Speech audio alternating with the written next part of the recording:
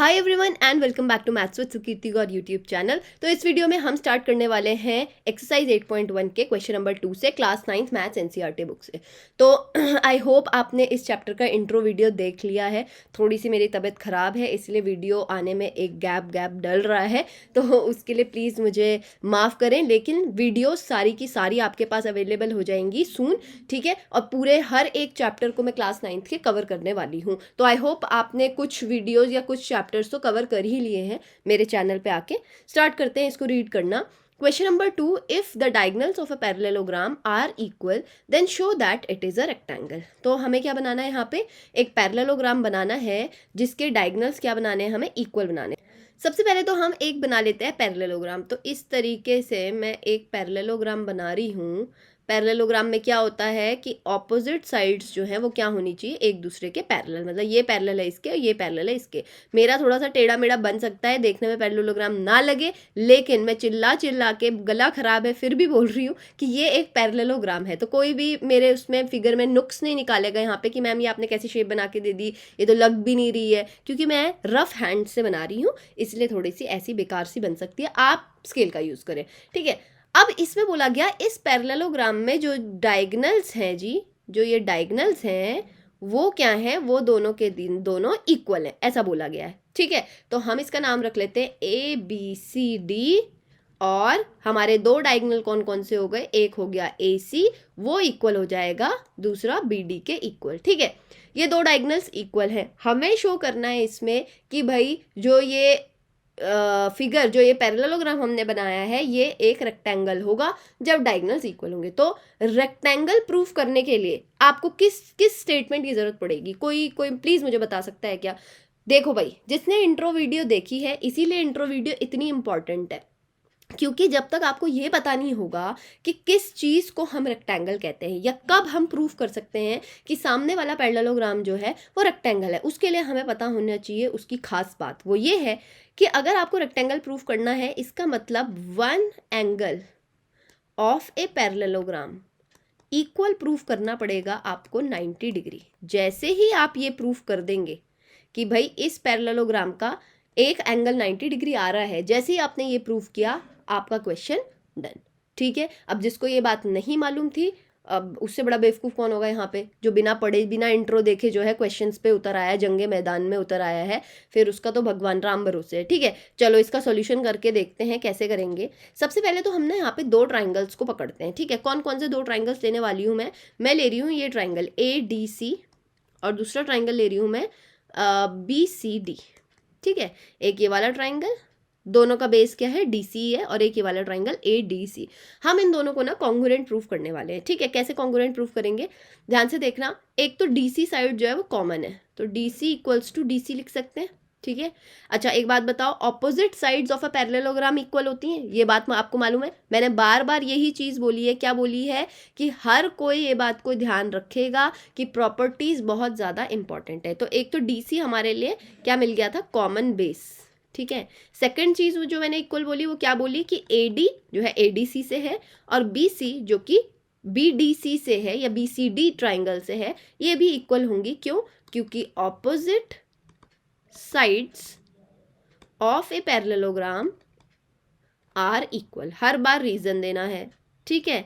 अच्छा third thing जो equal पड़ेगी वो कौन सी है भाई, ए सी डी की में ए सी वाली साइड और बी सी डी में बी डी वाली साइड, ये दोनों क्या है, इक्वल है। कैसे? ये जो दिया हुआ था हमें कि डायगोनल्स इक्वल है, तो यहाँ पे लिख देंगे ए सी इक्वल्स टू बी डी, और बगल में रीजन दे दो गिवन का, ठीक है। तो कौन सी कॉन्ग्रुएंसी काम कर रही है, एस एस एस, ठीक है। S S S congruency rule से ये दोनों ट्राइंगल कॉन्ग्रुएंट हो जाएंगे।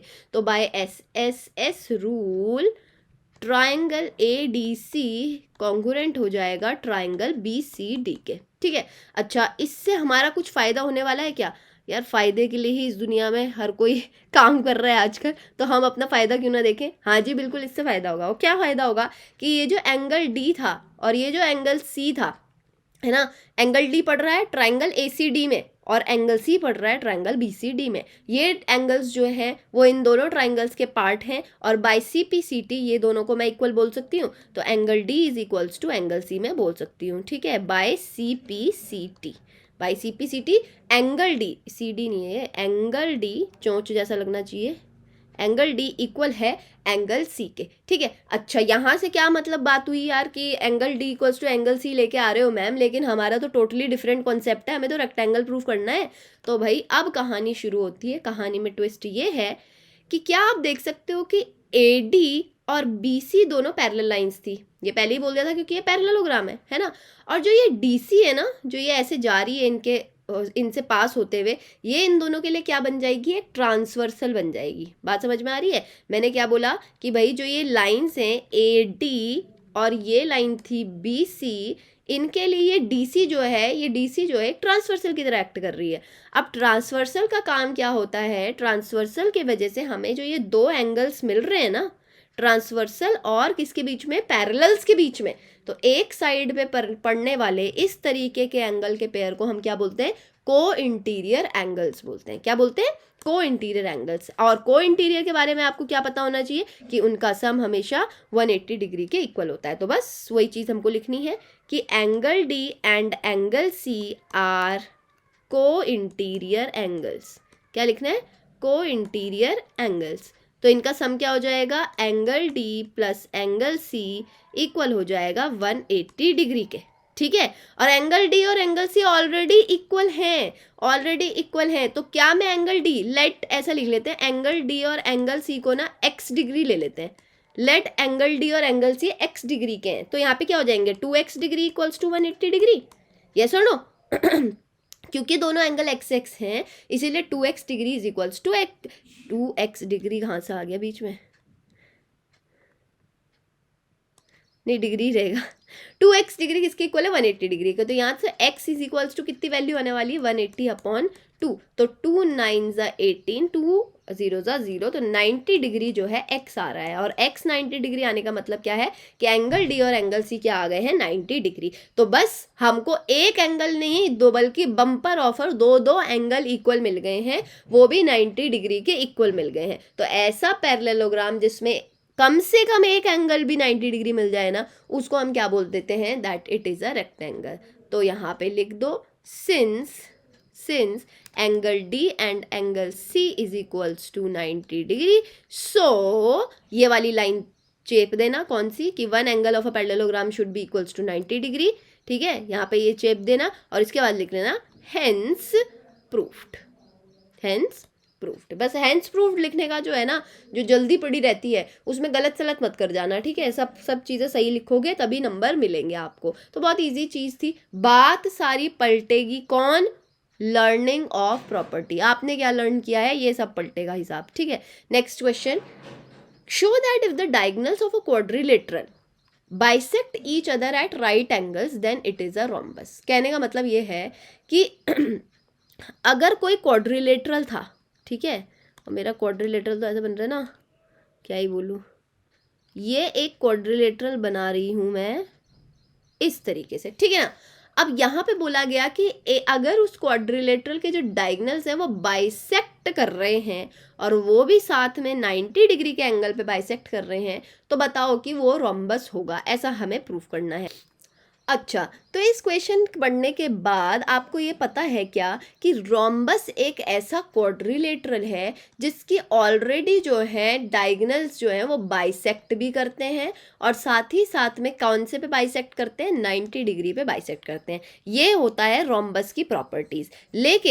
लेकिन रोम्बस के पास प्रूफ, मतलब रोम्बस को प्रूफ करने के लिए कि कोई क्वाड्रिलेटरल रोम्बस है, इसके लिए हमें उसकी सारी साइड्स को भी इक्वल दिखाना पड़ता है, ठीक है। तो ऐसा क्वाड्रिलेटरल जिसकी सारी ऑल साइड्स इक्वल हो जाएं, ठीक है, और जिसके डायगोनल्स जो है वो बाइसेक्ट करते हो, वो भी 90 डिग्री पे, राइट एंगल पे, तो ऐसे क्वाड्रिलेटरल को हम क्या बोलते हैं, रोम्बस बोलते हैं। तो यहाँ पे दो चीज़ें तो मौजूद हैं, एक तो डायगोनल बाइसेक्ट भी कर रहे हैं और 90 डिग्री पे भी कर रहे हैं, ठीक है, ऐसा इसने इस क्वाड्रिलेटरल के लिए बोला है। लेकिन हमें रोम्बस प्रूफ करने के लिए एक और चीज़ मिसिंग है, वो है सारी साइड्स इक्वल प्रूफ करनी पड़ेंगी, ठीक है। तो यही खासियत है, देखो प्रूविंग की आधी बात लिख के दे दी और उसके बाद बोला कि ये रोम्बस है, जबकि आपको दिल में मालूम है कि ये रोम्बस ही है जिसके डायगोनल्स बाइसेक्ट कर रहे हैं 90 डिग्री पे, लेकिन फिर भी प्रूफ करो, है ना। तो ज़िंदगी का मकसद है कि आपको आपके आगे प्रॉब्लम्स ज़बरदस्ती फेंकनी है और देखना है आप फिर क्या कर रहे हो। अब भले ही आपकी ज़िंदगी में ऑलरेडी बहुत सी प्रॉब्लम होंगी। चलो भाई स्टार्ट करते हैं इसको प्रूव करना। तो सबसे पहले तो ना हम इसके डायगनल्स बना लेते हैं और उनको देख लेते हैं कि ये 90 डिग्री पे बाइसेक्ट कर रहे हैं। ठीक होगी बात। और एक दूसरे को बाइसेक्ट कर रहे हैं, तो ये साइड इक्वल्स टू ये साइड और ये साइड इक्वल्स टू ये साइड। ठीक है, नेमिंग कर देते हैं ए बी सी डी और बीच वाला पॉइंट ले लो ओ। बीच वाला पॉइंट इंटरसेक्टिंग पॉइंट है ओ। ठीक है, अच्छा यहाँ से हम दो ट्राइंगल्स को लेके चलते हैं। ठीक है, दो ट्राइंगल को लेके चलेंगे। तो एक तो ले लेते हैं हम ट्राइंगल ए ओ बी और दूसरा ले लेते हैं ट्राइंगल ए ओ डी। ठीक है, अब मुझे एक बात बताओ, इनके पास क्या क्या चीज़ें इक्वल हैं। एक तो आपको ये मालूम है कि ए ओ जो है वो कॉमन है, तो ए ओ इक्वल्स टू ए ओ, बगल में रीजन कॉमन। ठीक है, सेकंड चीज़ जो हमारे पास इक्वल है वो क्या है, O D equals to O B. O D equals to O B, ये क्यों है भाई, सॉरी यार, ए ओ बी वाला ना इसको चेंज कर लेते हैं, सॉरी ऐसा कर लेते हैं, ए ओ डी इधर लिख लेते हैं, ए ओ बी इधर लिख लेते हैं। ठीक है, तो ओ बी जो है ए ओ बी का पार्ट था, ए ओ डी जो का पार्ट है ओ डी। ठीक है, O D equals to O B because diagonals bisect each other. यहाँ पे दिया हुआ है कि डायगोनल जो है बाइसेक्ट कर रहे हैं। ठीक है, थर्ड थिंग जो इक्वल है वो क्या है, एंगल ए ओ डी और एंगल ए ओ बी जो है वो इक्वल है 90 डिग्री के। तो एंगल ए ओ डी और angle A O B equal हैं एक दूसरे के 90 डिग्री के। ये क्या है, गिवन है ना। तो गिवन है कि भाई 90 डिग्री पे बाइसेक्ट करते हैं। तो कौन सी वाली कॉन्ग्रुएंसी लग रही है, एक तो मिल गई हमें साइड, फिर मिल गया हमें एंगल बीच में और फिर उसके बाद फिर से मिल गई साइड। तो एस ए एस कॉन्ग्रुएंसी, ठीक है, एस ए एस कॉन्ग्रुएंसी से हमारे दोनों ट्राइंगल कॉन्ग्रुएंट हो रहे हैं। तो by S A S rule triangle A O D congruent हो गया ट्राइंगल ए ओ बी के। अब इससे क्या फ़ायदा होगा हमें, इससे ये फ़ायदा होगा कि इन दोनों की जो करस्पॉन्डिंग साइड हैं कौन कौन सी, ए डी और ए बी, ये एक दूसरे के इक्वल हो जाएंगे। तो यहाँ पे लिख सकते हैं हम by C P C T A D equals हो जाएगा, ए डी इक्वल हो जाएगा ए बी के। ठीक है, तो एक पेयर ऑफ साइड तो हमें इक्वल मिल गया। ठीक है, अब इसके बाद हम ऐसे ही सिमिलरली, ठीक है, यहाँ से लेंगे हम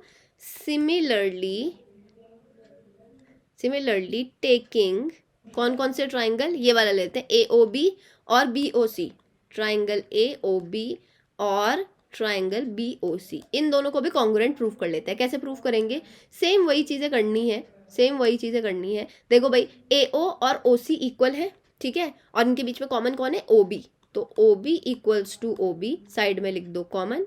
ठीक है, ये क्या है, कॉमन।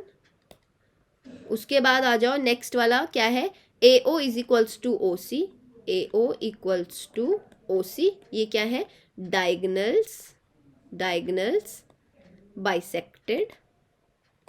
डायगोनल से क्या किया था, बाइसेक्ट किया था, इसलिए वो A O is equal to O C हो गया था। और again angle A O B और angle C O B equal है, angle A O B equals to angle C O B equals to किसके हैं, 90 डिग्री के। कैसे, ये क्या है, गिवन है आपके पास। तो ये कौन सा रूल आ गया, अगेन वही वाला रूल है भाई, एक साइड मिल रही है आपको, ये रही, फिर एक एंगल मिल रहा है बीच में, फिर साइड मिल रही है। तो एस ए एस से अगेन ये ट्राइंगल्स क्या हो जाएंगे, कॉन्ग्रुएंट हो जाएंगे। तो by S A S rule triangle A O B congruent हो गया ट्राइंगल बी ओ सी के। ठीक है, अब इसके बाद यहाँ पे आ जाओ, ये बना लेते हैं ऐसा सेक्शन हम जिससे कोई दिक्कत ना हो। ठीक है, तो यहाँ पे हमने सेक्शन बनाया किस लिए, क्योंकि by C P C T कौन इक्वल हो जाएगा, अब ए बी इक्वल हो जाएगा किसके, करस्पॉन्डिंग पार्ट बी सी के। ठीक है, तो ए बी इक्वल हो गया बी सी के। तो आपको कोई बात क्लिक करी अभी तक दिमाग में कि भाई जब भी हम ये दो ट्राइंगल्स को, जो अगल बगल के ट्राइंगल हैं, जैसे मैंने पहले ये वाला लिया, फिर इसके कॉन्ग्रुएंट मैंने ये वाला लिया, अब मैं इसके कॉन्ग्रुएंट कौन प्रूव कर दूंगी, इस वाले को कर दूंगी। ठीक है, सी ओ डी और बी ओ सी को। तो उसके वजह से क्या हो जाएगा, ए डी इक्वल हो जाएगी ए बी के, फिर ए बी इक्वल हो जा रही है बी सी के, और बी सी किसके इक्वल आ जाएगी, सी डी के। तो हेंस चारों की चारों साइड जो है वो एक दूसरे के क्या आ जाएंगी, इक्वल आ जाएंगी। और जैसी वो इक्वल आ जाएंगी हम क्या कह सकते हैं कि ये जो सामने पे क्वाड्रिलेटरल है वो क्या बन गया है, अब रोम्बस बन गया है। तो by C P C T A B is equals to B C. ठीक है, यहाँ से लिखो अगेन सिमिलरली सिमिलरली अब दो ट्राइंगल को दिखाने की जरूरत नहीं है, ऐसे पूरा प्रोसीजर सीधे लिख दो, बी ओ सी कॉन्ग्रुएंट हो जाएगा सी ओ डी के, ठीक है। Similarly triangle B O C congruent हो जाएगा ट्राइंगल सी ओ डी के, एंड बाय सीपीसीटी कौन इक्वल हो जाएगी, बी सी इक्वल हो जाएगी सी डी के, है ना भाई। इन दोनों को कॉन्ग्रुएंट प्रूफ करोगे तो बी सी और सी डी जो इनका पार्ट है, करस्पॉन्डिंग पार्ट्स है, वो इक्वल हो जाएंगे, ठीक है। अब यहाँ पे लिख देते हैं, यहाँ पे ऐसे लिख देते हैं, इधर मिटा देते हैं, ठीक है। तो आप तो कभी भी कॉपी कर सकते हो, आपके पास पूरी ये वीडियो रहेगी, कोई ऐसी दिक्कत नहीं है। यहाँ पे हम ये लिखेंगे ऐसे, फाइनल पार्ट है ये, ठीक है। तो hence A B equals to B C is equals to C D is equals to D A, hence तो लिख दिया है। सो all sides are equal, this is a rhombus, this is a rhombus, ठीक है, कि ये एक rhombus हो गया है। क्लियर हो गई बात। तो सिंपल सा ऐसा करना था ना, इसमें हर बार बगल अगल वाले क्या लेने हैं आपको, ट्राइंगल लेने हैं, उनको कॉन्ग्रुएंट प्रूफ करना, और कॉन्ग्रुएंट की वजह से उनकी साइड्स को आप इक्वल बोल सकते हैं। तो इस वजह से ये पूरा एकदम चक्कर सा घूमेगा, ठीक है। जहाँ से शुरू किया वहीं तक आपको पहुँचना है, और आप बोल सकते हो ये क्या हो गया है, ये कॉन्ग्रुएंट हो गए हैं और सारी साइड्स क्या हो गई हैं, इक्वल हो गई हैं। आज मेरा गला और मेरी तबीयत थोड़ी सी ठीक नहीं है, लेकिन फिर भी मैं पढ़ा रही हूँ, तो प्लीज़ आप बेयर करना अगर मेरी आवाज़ थोड़ी भी अलग टाइप की आ रही है तो। नेक्स्ट करते हैं, show that diagonals of a square are equal and bisect each other at right angles. तो हम बना लेते हैं पहले स्क्वायर की सारी साइड्स क्या होती हैं, इक्वल होती हैं, और सारे एंगल्स भी क्या होते हैं, इक्वल होते हैं, जो कि इक्वल होते हैं 90 डिग्री के, ठीक है।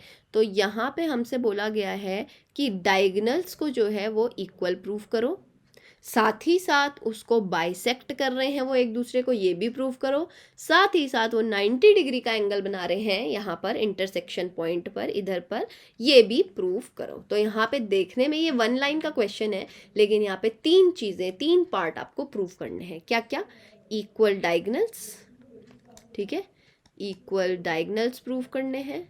सेकंड प्रूफ करना है दे बाइसेक्ट,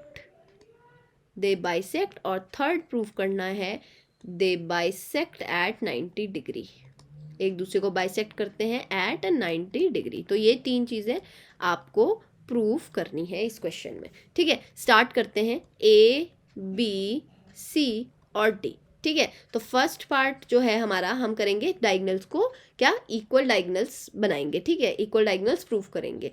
तो मैं यहाँ पे लेने वाली हूँ 2 ट्राइंगल्स को, कौन कौन से, ए डी सी और बी सी डी। तो ट्राइंगल ए डी सी और ट्राइंगल बी सी डी को हम ले रहे हैं, ठीक है। तो यहाँ पे आपको मालूम है कि ए सी जो ये ट्राइंगल एंगल है डी और एंगल है सी, ये दोनों इक्वल होंगे 90 डिग्री के, क्योंकि स्क्वायर के जो एंगल्स होते हैं वो सारे के सारे क्या होते हैं, 90 डिग्री के इक्वल, ठीक है।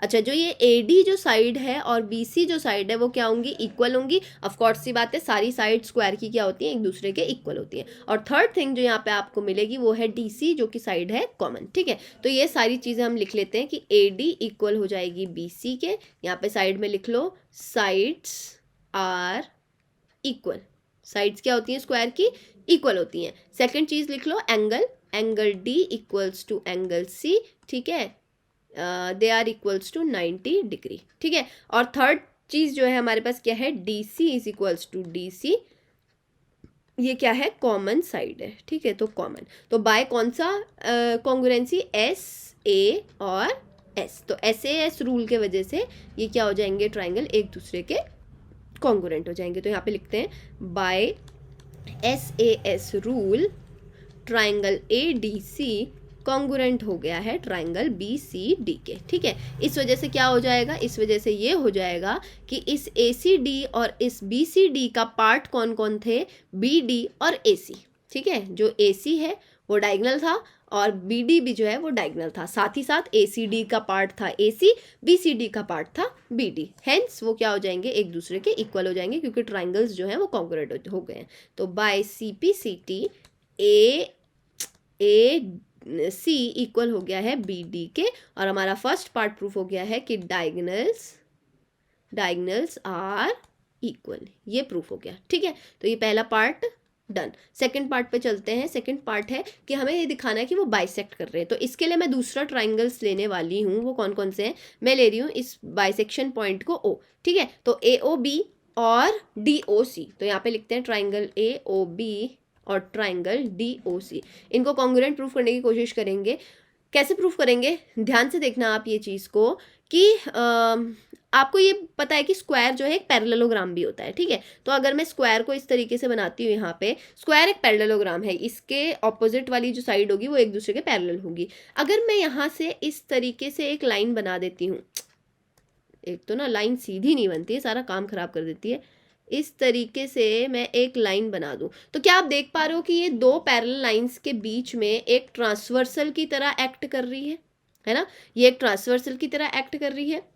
तो मैं कौन सी दो पैरेलल लाइन की बात कर रही हूँ? मैं बात कर रही हूँ ए बी और डी सी के, ठीक है, जिनके जो है ये बी डी जो है कैसे जाएगी? एक ट्रांसवर्सल की तरह। तो आप ऐसे देख लो इसको, ए बी, और ये देख लो आप एक ऐसे डी सी, ठीक है, इस डी सी। तो ये जो ये सॉरी डी सी कह रही हूँ, सॉरी, ये आप ऐसे देख लो, बी डी है तो सी इसको यहाँ ले लो, ठीक है। तो ये जो ये डी सी है वो इस तरीके से बन के आ रही है। तो आप ये देखो कि जो ये बी डी है वो क्या कर रही है? ट्रांसवर्सल की तरह एक्ट कर रही है। तो आप मुझे ये बताओ कि ये वाला एंगल और ये वाला एंगल इक्वल होना चाहिए या नहीं? मतलब पैरेलल और ट्रांसवर्सल के बीच का एंगल, पैरेलल और ट्रांसवर्सल के बीच का एंगल क्या होता है? इक्वल होता है, ये ऐसा वाला। तो ऐसे पेयर को हम क्या बोलते हैं? ऑल्टरनेट इंटीरियर एंगल्स, ठीक है। उसी तरीके से ये दूसरी साइड पे ये वाला एंगल और इस साइड पे ये वाला एंगल, इनका नाम क्या है? ओ ए बी और ओ सी डी। तो ये वाला एंगल और ये वाला एंगल इक्वल होगा क्योंकि दो पैरेलल के बीच में एक ट्रांसवर्सल की तरह आ रही है, कौन? AC,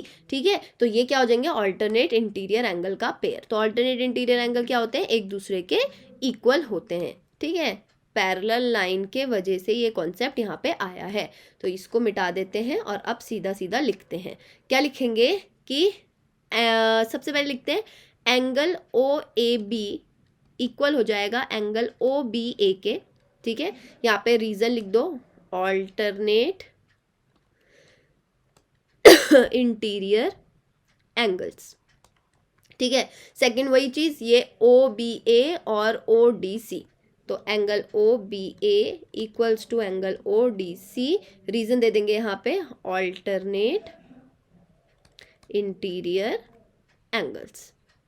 और थर्ड थिंग जो मैंने इक्वल बताई थी वो क्या थी? ए बी जो है वो इक्वल हो जाएगी डी सी के, क्योंकि साइड्स आर इक्वल। स्क्वायर है ना भाई, तो सारी साइड्स क्या होती हैं? एक दूसरे के इक्वल होती हैं। तो यहाँ से कौन सी कॉन्ग्रुएंसी लग रही है? ध्यान देखना देना, एंगल, बीच में साइड और एक angle. By ASA rule triangle AOB congruent हो जाएगा ट्राइंगल DOC के, ठीक है। यहाँ से हमें क्या मिल जाएगा कि BO और OD इक्वल हो गए हैं क्योंकि वो पार्ट किसके हैं? AOB और DOC के। सिमिलरली AO इक्वल हो जाएगा OC के, ठीक है, क्योंकि वो किसके पार्ट हैं? दोनों के दोनों कॉन्ग्रुएंट ट्राइंगल्स के पार्ट हैं। तो by CPCT OA equals to OC and OB equals to OD. Hence diagonals bisect each other.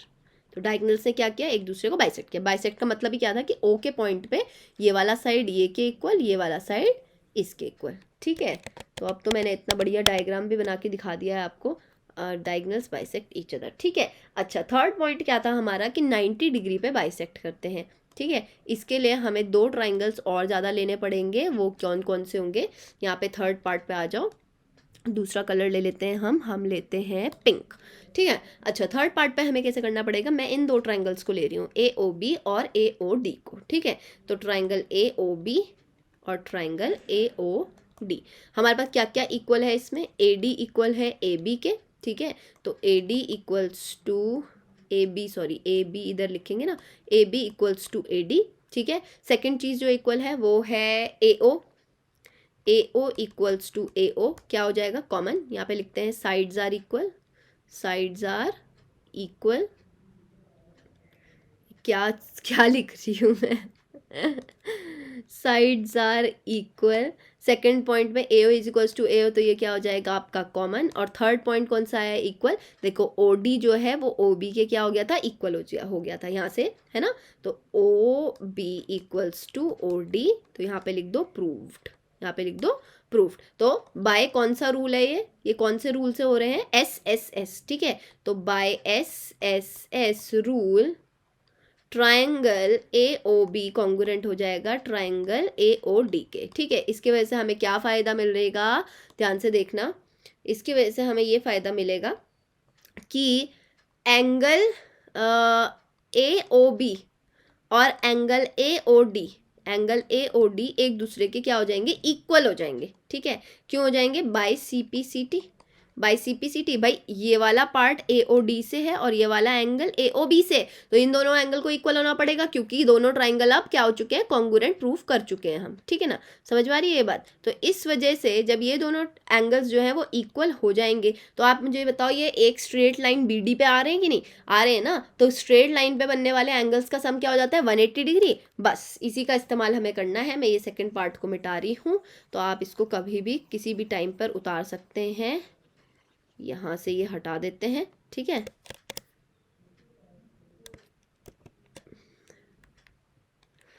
यहाँ पे मैं लिख रही हूँ क्या, ये है थर्ड कंटिन्यू हो रहा है, थर्ड पार्ट, ठीक है। तो AOB और एंगल AOD जो है वो इक्वल हो गए, तो let angle AOB equals to angle AOD equal ले लो हम x डिग्री के, ठीक है। x प्लस x हो जाएगा 180 डिग्री के इक्वल, क्योंकि BD is a straight line, एक स्ट्रेट लाइन है वो, ठीक है। इसीलिए उस पर सम जो हो जाएगा 180 degree, 2x is equals to 180 degree, x आ जाएगा आपका 90 डिग्री के इक्वल। जैसे ही x 90 डिग्री आया, ये दोनों एंगल 90 डिग्री बन गए, और ये दोनों 90 डिग्री बन गए, तो एंगल जो है हमें दिखाई दे गया जो है कि ये किस पे बाइसेक्ट करते हैं, 90 डिग्री पे बाइसेक्ट करते हैं। इनको ऐसे भी ले सकते हो कि ये 90 के वर्टिकली ऑपोजिट ये वाला एंगल है, इस 90 के वर्टिकली ऑपोजिट ये वाला एंगल है, तो सारे के सारे किस पे हो गए, 90 डिग्री के इक्वल हो गए, ठीक है।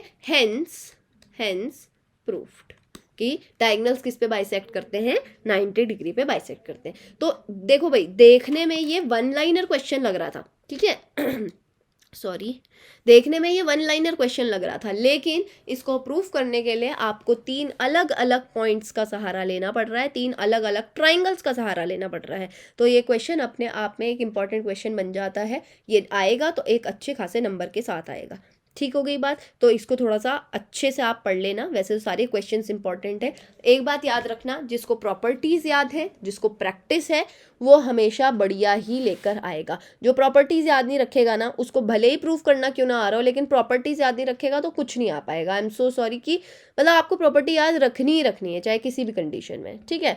तो अगर आपको ये तीनों सोल्यूशन समझ में आ गए हैं तो प्लीज़ इस वीडियो को लाइक कर दो। If you haven't subscribe the channel yet, please subscribe to the channel, also hit the bell icon so that you never miss any update. If you have any query regarding these 2 questions or any another question to ask, please comment me in the comment box. Till then, take care, bye bye, and keep practicing.